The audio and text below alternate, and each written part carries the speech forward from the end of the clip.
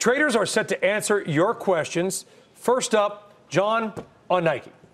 I like it. I thought the earnings report was strong. I think these guys, Argus just moved their target, or set a target rather, $94 a share. A couple others have ratcheted their targets down though, Brian, but I still like it. I think they're doing a great job, especially internationally. You know, that question came from Tyler in Ossining, New York. I swear I know a guy named Tyler in Ossining that works for Nike, but I don't think it's him. In Ossining, he probably had one call, right? What's that? Probably one call. It's where Sing Sing is, right? Is it? Is it? I had no idea. Right, yeah. It was a very quick call. Joe, the next question. On Nike, wow. The next question. Trying to run.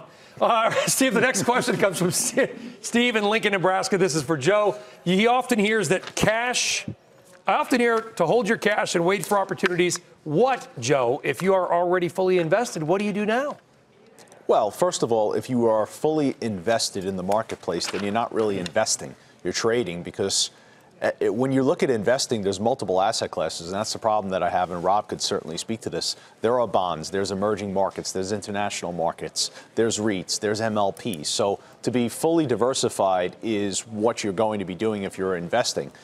If you're trading, no, I think you always want to have some cash to wait for opportunities. I think that's the right thing to do. Mm-hmm. And I would argue right now, given the marketplace that we're in, if you are an investor and you see the volatility in the marketplace, go take a very small percentage of what you could afford to put into the markets.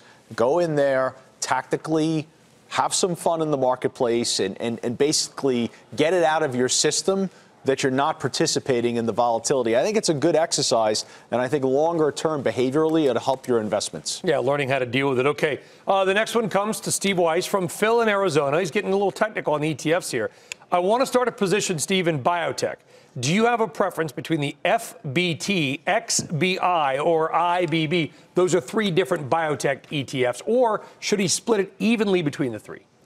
I think if you take a look at the chart, what you're going to find, at least with the XBI, which is the S&P, and the IBB, which is the NASDAQ, is that the chart patterns are almost identical. At some points, the IBB outperforms. So I think you can go into either one. They give you good liquidity. Mm-hmm. But biotech suffers more in credit cycles than other industries. Not all industries, of course. I happen to like it. Because they're debt heavy. They need to borrow to stay around.